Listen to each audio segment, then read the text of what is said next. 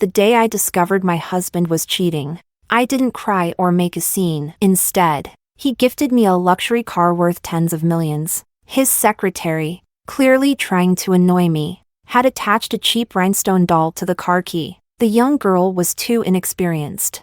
I didn't get angry. I simply smiled and said, "Honey, you really put something this cheap on my car key? People might think we're going bankrupt." "What were you thinking?" In the next second, I received a transfer of 8 figures on my phone. I kindly closed the door behind them and went shopping with my best friend. Why make a fuss? I spend the money, and she takes care of him. If I give her a hard time, it would just show how immature I am. Chapter 1. I found cheese-flavored balloons in the car. My husband, Philip, drove it just yesterday. Although the balloons hadn't been opened, their mere presence was enough to raise suspicions. Philip and I have been married for 3 years. I had only heard about these cheese-flavored balloons on TV. I stared at the car's logo on the steering wheel in a daze, feeling disgusted. How filthy. This car was worth $5 million. What a shame. I sent him a message. "Honey, my car just caught fire. It scared me to death." Then I attached a few photos. Seconds later, Philip replied, "Pick whatever you like. I'll buy you a new one." Chapter 2. In the early hours of the morning, Philip called me. As usual, he was drunk and casually instructed me, "Anna, come pick me up." I was lying in the bathtub, sipping wine and watching a show, feeling perfectly relaxed. I tried to express my helplessness through my voice. "Did you forget? I don't have a car anymore." There was a brief pause from Philip's side. I could hear someone calling him in the background. "Mr. Jean." The voice was sweet and soft, almost dripping with charm. "Then I won't come home tonight. I'll just find a hotel and stay there." I nodded in agreement. "Send me the hotel address, and I'll have someone bring you clean clothes in the morning." Okay. An hour later, I received a message from him. It included the hotel name and room number. Should I go and check on him? I really didn't have the time for that. I needed my beauty sleep. Whatever happens, I'll deal with it tomorrow. I thought I had given him enough time. So, the next morning, I assumed there wouldn't be anything too shocking to see, but I underestimated it. In the room, a young girl stood pitifully to the side, her eyes filled with tears. Her clothes were loosely hanging on her, far from looking neat, and Philip was sitting on the bed, looking as if he had a headache. Before I could say anything, the little girl seemed ready to defend her innocence. "Madam, we really didn't do anything. I just stayed to take care of Mr. Jean." That voice was very familiar. It was the exact same voice as in the car's dashcam recording. I glanced back and forth between them. Just as Philip furrowed his brow to speak, I interrupted him. I burst out laughing. "I haven't even said anything yet. Why are you so nervous? You've done me a favor." After that, I turned to Philip. "Pay her." Both Philip and the girl froze. It took a while before Philip, expressionless, finally spoke. "What did you say?" "The young lady took care of you all night, even if it was overtime. She deserves some compensation." The girl's expression almost faltered as her eyes reddened. "Mr. Jean, no, I don't need it." "Why not?" I smiled. "If you don't pay her, others might think it's something she has to do. It'd be a misunderstanding." Philip looked a bit pained and spoke again, his voice hoarse. "I'll add it to her salary." "Honey, that's not right. This is personal. How can the company pay for it? If others found out, it wouldn't look good." "Anna." Philip's tone carried a hint of displeasure. I innocently turned to look at him. Did I say something wrong? In the end, Philip, gritting his teeth, pulled out a few bills from his wallet and handed them to her. "Mr. Jean." "I'm not." Philip, now a bit impatient, said. The lady said take it. "So take it." I watched as she nervously accepted the money, feeling quite pleased. "All right. You've had a long night. Take the day off to rest." The girl's lips quivered, on the verge of tears, but with my words, her expression nearly cracked. After I spoke, she didn't move, standing there, her eyes still darting toward Philip. I smiled, sat down on the bed, and patted Philip's hand. It seems only the boss's words count. Philip pressed his temples and spoke in a slightly raspy voice. The lady said, take the day off. Go. Why are you still standing here? With Mr. Jin's words, the girl finally left, looking back every few steps. Pitifully, I was still a bit angry. With that look, it's like she wanted to make sure I couldn't see through her act. Chapter 3. The young girl left, leaving just me and Philip in the room. Staying here made me feel sick. I was thinking of an excuse to leave when the phone rang. After hanging up, Philip's gaze fixed on me. You have something to do? I raised my phone and tilted my head. Looking at him, Laura invited me to go shopping. Philip nodded. I'm dizzy. I can't take you. I smiled at him. No problem. I just looked at him like that, until he pulled out a card and handed it to me. Have fun. All right. I happily accepted it and put it in my bag before leaving decisively. Before I walked out, I distinctly saw Philip's mouth open, but he said nothing. Little balloon?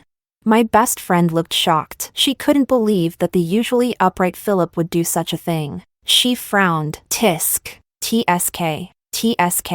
And in your car? That's disgusting. She studied my expression, sensing something wasn't right. What's with that look on your face? I clapped my hands and laughed. Funny thing, the car caught fire by itself. Caught fire? My friend was stunned for a few seconds, then gave me a thumbs up. That's so you. Now you need a new car? I grinned happily. Of course. She grumbled, still upset on my behalf. Pick the newest and most expensive one. After laughing for a while, she grew concerned. Are you going to get divorced? Of course. She hurriedly pulled out her phone. I know a really good lawyer. I'll introduce you. I waved my hand. I don't need a lawyer right now. You don't need a lawyer? She looked at me like I was crazy. Aren't you afraid he'll chew you up and spit you out? I leisurely crossed my legs. I'm not one of those self-righteous heroines from a novel. Before the divorce, I need to stir things up, like the Monkey King, and I'll make sure he gets properly disgusted too. Chapter 4. That afternoon, I went home and repeatedly watched the memory card from the dashcam. I wondered what the point was in keeping it. It didn't serve any other purpose than proving Philip's innocence. They didn't do anything, but it still hurt me more. I have a compulsive need for control, especially in relationships. Philip and I had dated for 7 years and been married for 3. I cannot tolerate anything dirty in my marriage. I know I'm not perfect. I can accept a peaceful parting, but I cannot tolerate the presence of a mistress in my marriage. I replayed the video over and over again. I don't know what I was hoping to hear, but the more I listened, the colder my heart grew. Philip's voice, so gentle that it could drip water, felt like a knife piercing my heart. The girl's voice was delicate, with a sob that could break any man's heart. Mr. Jean, it's my fault. I shouldn't have let my imagination run wild. Philip sighed softly. In the end, he couldn't resist comforting her in a low voice. Don't cry anymore. You won't be pretty if you keep crying. He never comforted me like that. He was always so cold to me, like a block of ice. He said he loved me, but our emotional world felt like we were stuck in the polar regions every day. He always treated me with respect and restraint. Even in bed, he was never the one to take the initiative. When we first got married, being young, I couldn't see any trace of love in his eyes. So I asked him, "Do you really love me?" His expression didn't change, and his voice was very restrained. If I didn't love you, I wouldn't have married you. There's no need to doubt that. When you're young, everything is fresh and lively. Even your brain is filled with extra thoughts. So I believed him. I thought that was just his calm nature. But clearly, he could be gentle. He could be sweet. At that moment, I felt a bit crazy. All right, I admit it. I'm jealous. I just want a divorce. I became more determined in my decision, no matter how innocent they were. It didn't matter anymore. Chapter 5. On the 3rd day after deciding to divorce, I was at home browsing for a car that would make Philip feel the pinch. But before I could choose one, a car had already been delivered to my door. It was the model and color I had admired for a long time. It must have cost at least 8 figures. At the time, I thought it was a bit pricey, too luxurious for someone like me, a novice driver. The delivery staff respectfully handed me the keys with both hands. Mrs. Jean. This was ordered by Mr. Jean, and all the paperwork has been taken care of. I took the car keys, but the sparkling cartoon character almost blinded me. It was a fully encrusted Hello Kitty. I playfully waved it under the sunlight. It was incredibly shiny, but no matter how much it sparkled, it couldn't hide its cheap aura.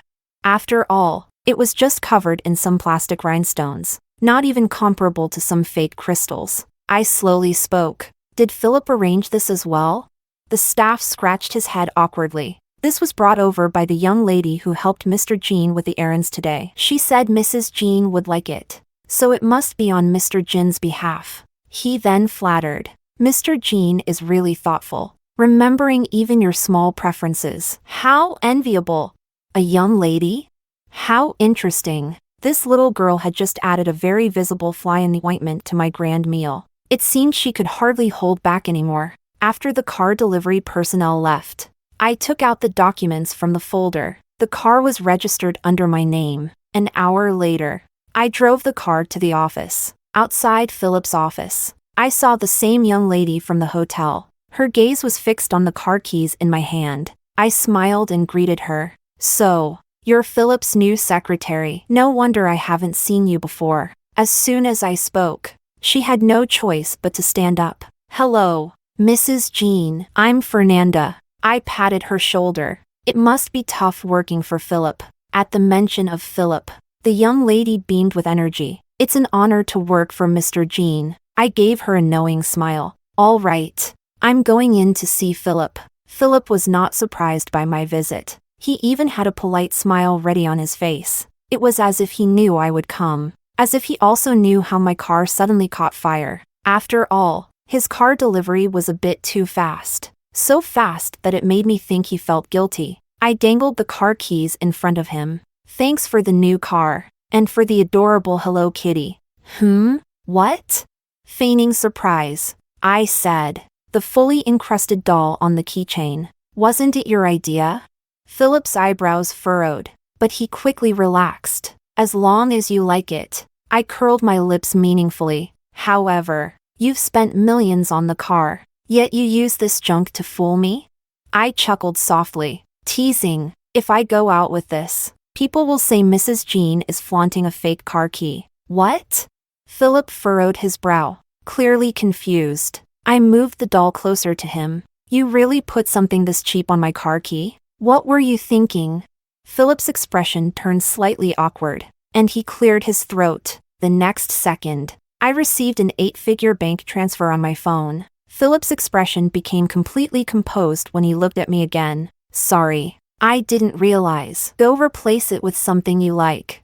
8 figures really is a cure-all. It instantly put me in a great mood. I put away my phone and changed the topic. By the way, when did you switch secretaries? What happened to Elias?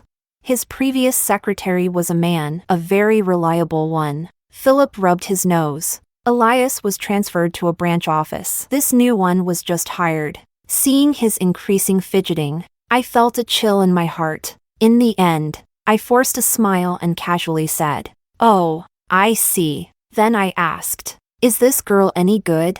I watched as Philip slowly clenched his fist. The answer no longer mattered. I turned and walked out, waving goodbye. I'm leaving. Going to visit Mom. Chapter 6. I went to visit Philip's mother. I don't have a mother, just a father. I was considered the apple of my father's eye. But even so, that didn't stop him from extending the expiration date of his love. He cheated with a subordinate. And my mother, full of pride, jumped off a building. I loved them both equally, and I hated them equally. It's a complicated emotion. Looking back now, I think my mother was foolish. She abandoned even her daughter for the sake of her pride. Is love that important?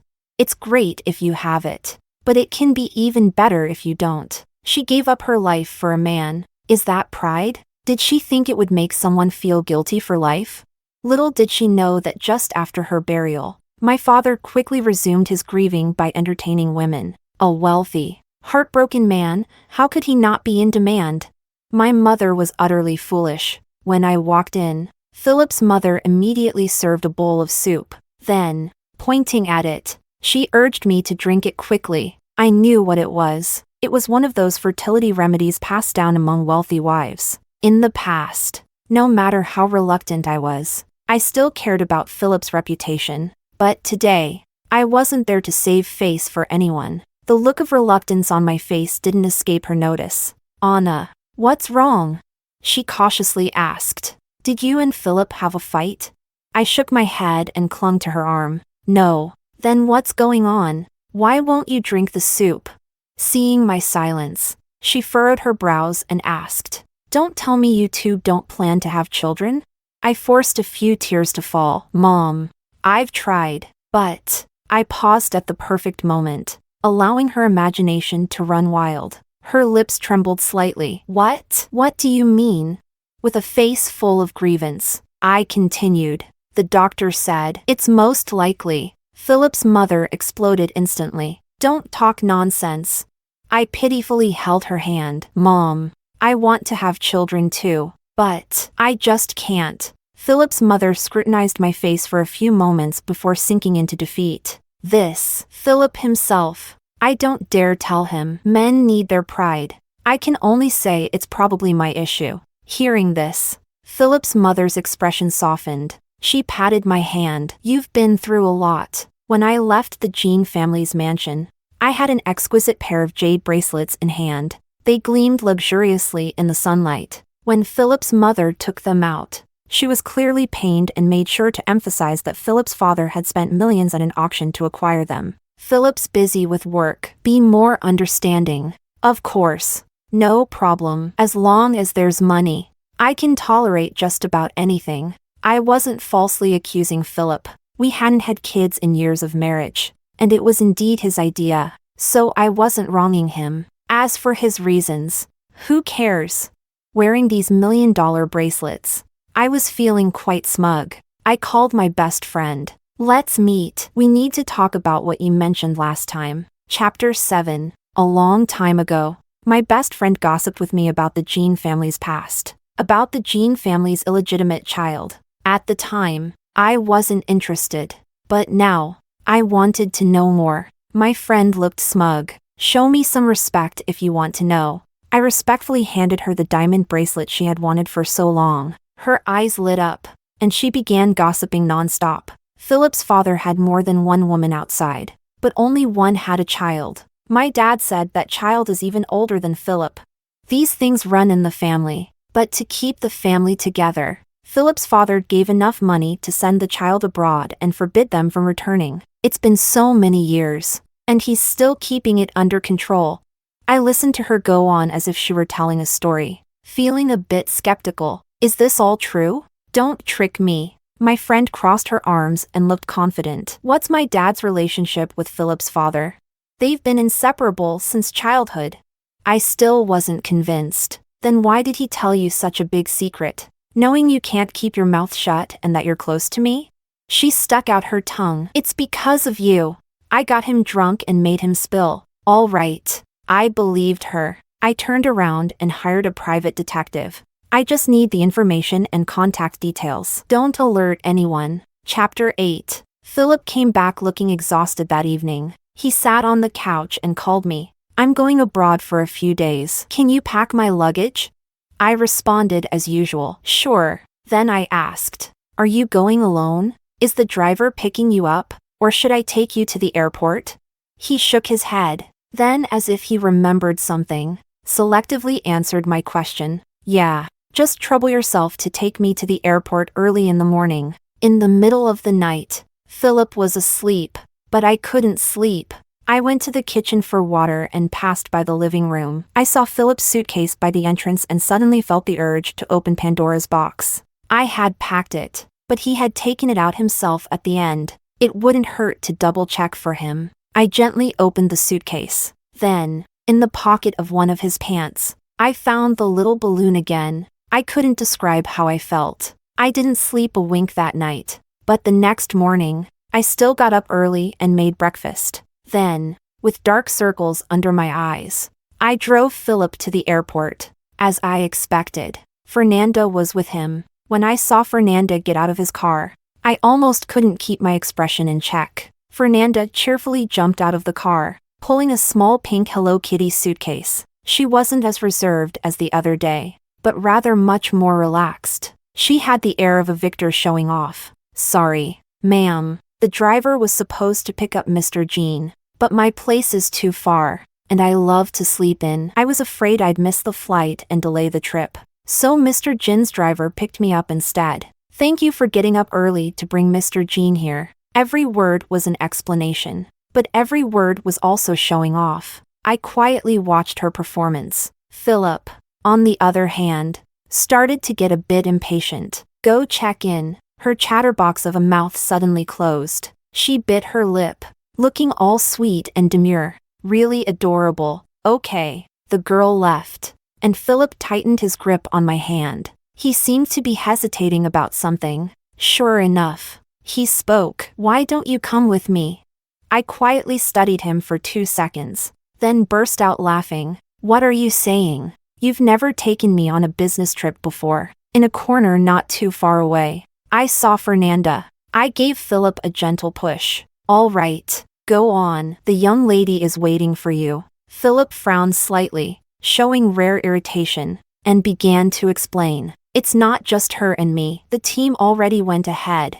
I grew curious. He hadn't explained even when we were in a hotel room together. So why was he explaining now? Philip's attempts to reassure me had an air of trying too hard. "You've never been abroad with me. Let's go together." I still refused. Philip had no choice. He walked away, looking back at me with every step. But I only looked back once and saw Fernanda's little hand tugging at his sleeve. Her little mouth was still chattering about something. Philip wanted me to stop everything from happening, but I didn't want to anymore. I even hoped things would move faster between them. I could hardly wait. Chapter 9. Philip had been on a business trip for 5 days. Every night, I received a video call from him. It was morning where he was, but it was already dark here. "I know you like to sleep in, so this is the only time I can call you," he said. He seemed stubbornly determined to prove something, and all I could do was play along, pretending to be the loving wife. I knew exactly why he was there. He was signing a collaboration deal with a foreign company. It was important, so he went personally. We had hosted the head of this company together when he visited our country. During that dinner, Philip showed just how much of a gentleman he could be, doting on me as his wife. I teased him afterward, asking why he was acting so out of character. Was he drunk? Pinching the bridge of his nose, he admitted, "Mr. Weiss values the importance of a loving marriage." I was a little upset at the time, raising my eyebrows to question him. Was it all an act? Couldn't you at least fool me a bit? Do these outward gestures really matter? He didn't wait for my answer and instead turned around to take a shower. At that moment, I wanted to grab him by the collar and tell him that the outward displays of love do matter. But I didn't. I thought people had their own ways of loving. Everyone expresses love differently. Looking back now, I realize how stupid I was. While he was overseas, the news here was relentless. The Jean Corporation was enjoying a wave of publicity. At the same time, the media was hyping up the romantic love between Philip and his wife. Romantic? More like a pile of crap. I muted all the related notifications. Only then could I find some peace. Things were quiet for a few days, until the day before Philip returned. He messaged me, asking me to pick him up at the airport. I couldn't help but laugh. In 3 years, he had never been this clingy. Something was definitely off, but I still went. After all, appearances had to be maintained. Wearing sunglasses, I stood among the crowd of reporters at the arrival gate, waiting for Philip to emerge. Beside him was Fernanda, smiling like a blooming flower. I couldn't help but think how great it is to be young. Even after several days of intense work abroad, she still radiated like a sunflower. Yeah, I'd like her too if I were him. I used to be like that too. But Philip, the old refrigerator, had frozen me solid, just as I was lost in thought. He walked up to me. My empty hands might have made him feel a bit awkward. He probably expected a bouquet or something. Before the reporters could swarm, Fernanda pulled a rose out of her bag and handed it to me with a cheerful smile. Mrs. Jean must have been so excited that she forgot to buy flowers. So here's one I'll lend you. It's a specially cultivated rose from the U.S. And Mr. Jean bought the only one. I didn't take it. As she lowered her head, the scarf around her neck slipped, revealing dark red marks on her pale skin. She hurriedly adjusted it, awkwardly smiling at me with an apologetic expression. But I saw the pride in her eyes. I simply curled my lips and looked up at Philip. Do you need this? Philip didn't spare Fernanda a glance. He wrapped his arm around my shoulder and, for the first time in front of the media, smiled gently. Your presence is the best gift you could give me. As he spoke, he pulled a small box from his jacket pocket and handed it to me. A gift. With the reporters egging him on, he opened the box, revealing a pink diamond ring inside. This ring symbolizes our one-of-a-kind love. He took my hand, only to find that the wedding ring that should have been on my ring finger had left only a faint mark. He looked up at me in surprise, but I kept smiling brightly. I knew what he wanted to ask, but the cameras were all on us. He quickly slipped the luxurious pink diamond onto my finger. A reporter asked, Mr. Jean, do you have anything to say about the success of this deal? Holding my hand, he faced the camera with a look of deep affection. I want to thank my wife for her support and understanding. I wanted to vomit. No, I wasn't pregnant. It was pure disgust. Chapter 10. Philip didn't mention the ring again after he came home, but when I put the pink diamond ring away, he started to show some dissatisfaction as he noticed my bare hand. You used to never take off your ring. Why don't you wear it anymore? I used to wear the ring because of love. Now I don't wear it because there's no love left. But I found a good excuse to soothe him. I've been taking pottery classes lately, and it would be such a shame if the ring got dirty or lost. I pouted playfully. The teacher won't even dare touch my hands if I'm wearing the ring. Philip raised an eyebrow slightly, clearly a bit suspicious. Since when were you interested in pottery? I looked up at him. I've always liked it. Just recently decided to give it a try, shaping everything I like with my own hands. It's an interesting thing to do.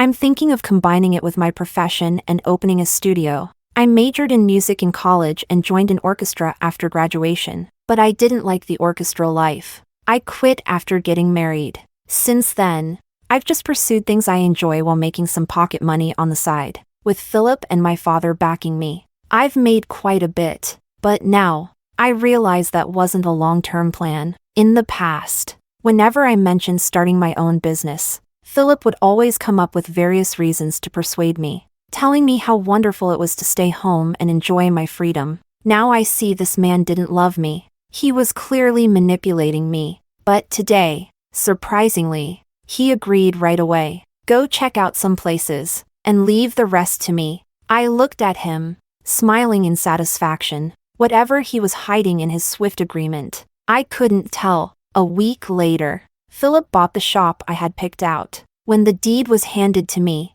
I opened it, and my name was on it. Nice. This shop location was worth at least tens of millions. Chapter 11. Fernanda didn't disappoint me. A month after returning from abroad, she came to find me. Her face was full of excitement, as if her lover wasn't my husband. It was like I was her mother, given the way she beamed as she shared her pregnancy news with me. Mrs. Jean, I'm 1 month pregnant. I raised an eyebrow, almost laughing out loud. Miss Sue, I think you may have picked the wrong person to share this with. Fernanda's face was full of stubbornness. This is Mr. Jin's child.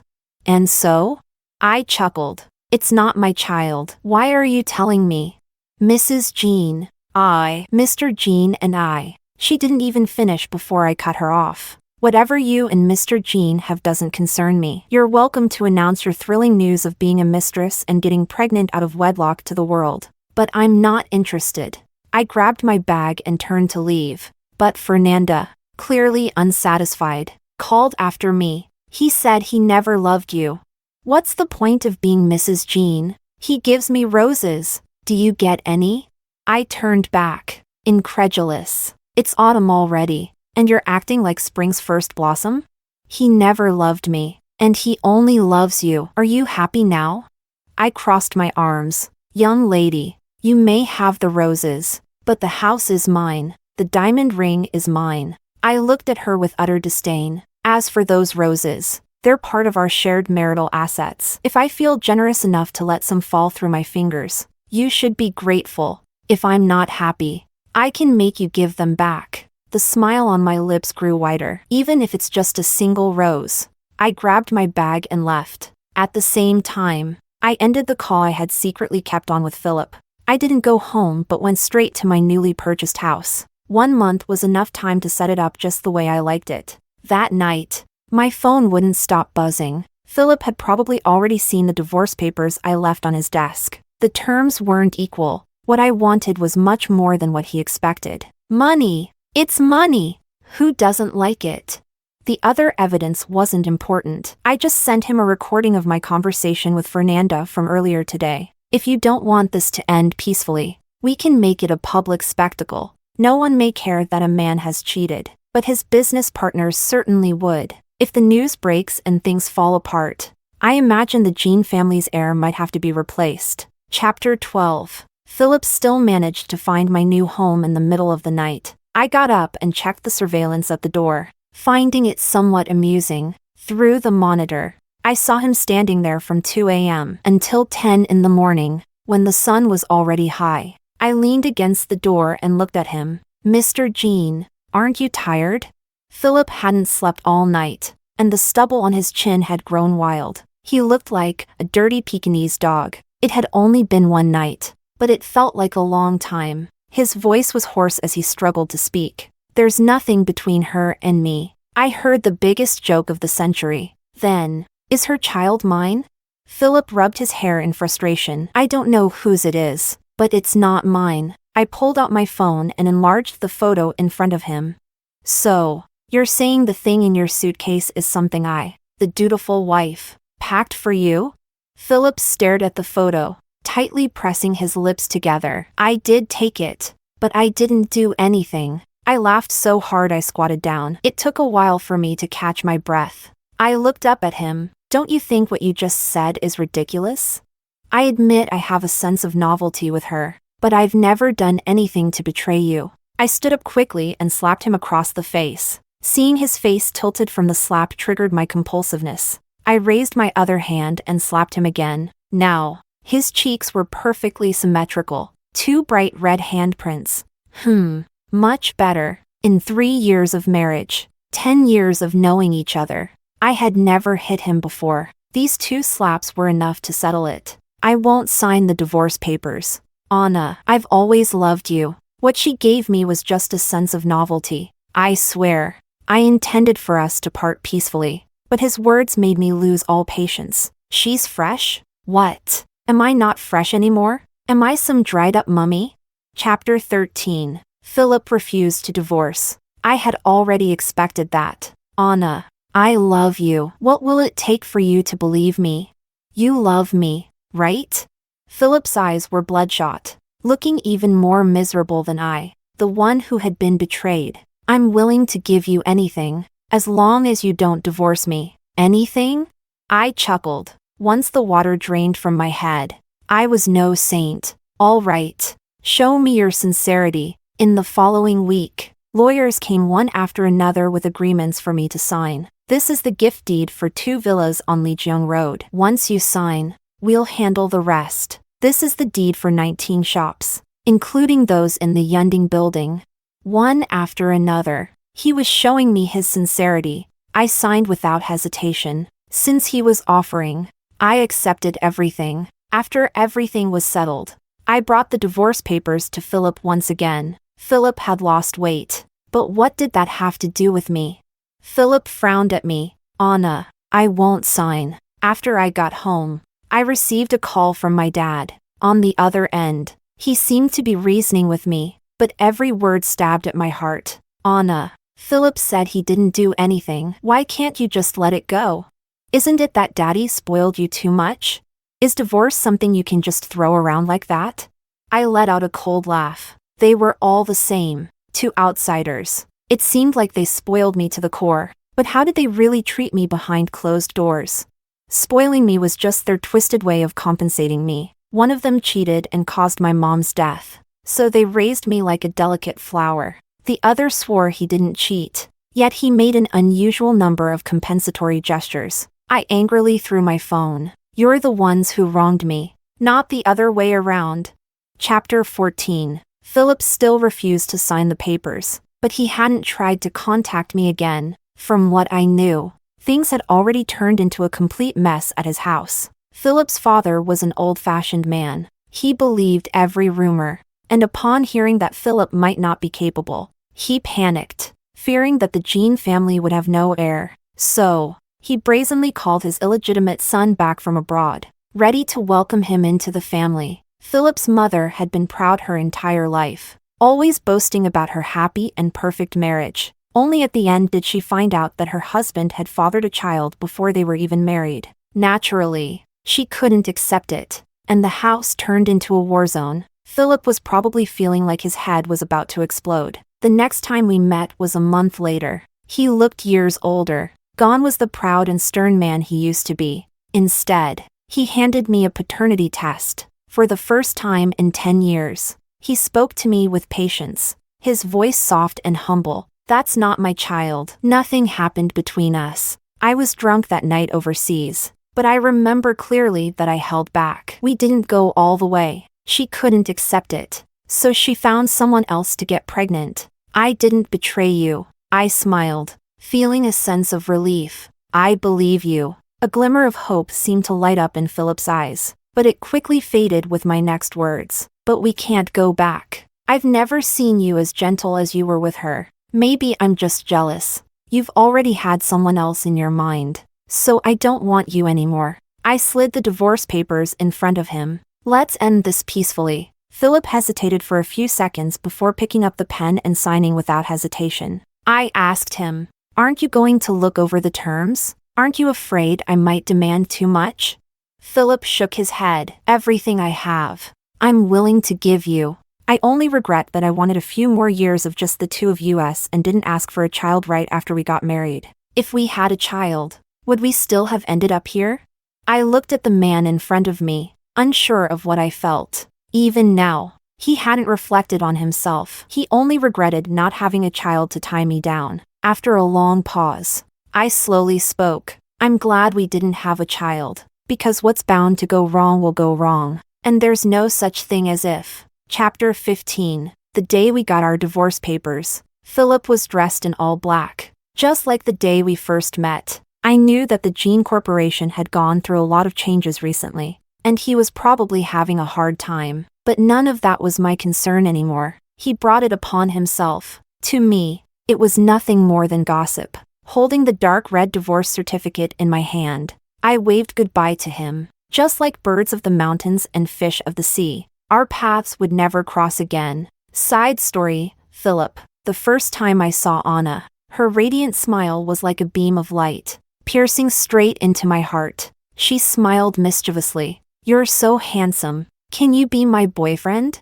I turned her down, but she didn't seem upset. She continued to follow me every day, with that bright, cheerful smile. One day, after class, I didn't see her usual lively figure, and to my surprise, I felt a bit disappointed. I called her. Where are you?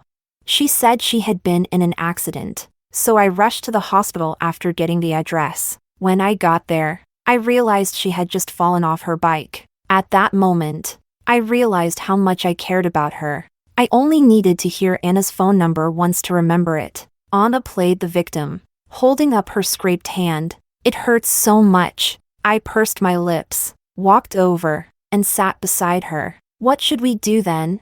Her eyes sparkled mischievously. Blow on it, and it won't hurt anymore. Even though I knew she was pretending, I bent down and blew on her hand. Later, we got married. I was busy managing the company and didn't let her do anything. I just wanted her to be happy. One day, I noticed her smile was gone. I thought it was because she had grown up. It wasn't until our divorce that I realized she had never been happy. The things I thought were the best for her were never what she truly wanted. When Fernanda came for her interview, I thought I'd met another version of Anna. I kept her around, subconsciously treating her differently from others. I thought I was just being kind to a young woman, but she confessed her love for me in the car. It was only then I realized I had crossed a line. But faced with her teary eyes, I couldn't bring myself to say anything harsh. I simply told her that our relationship was purely professional. She cried, and I thought she understood.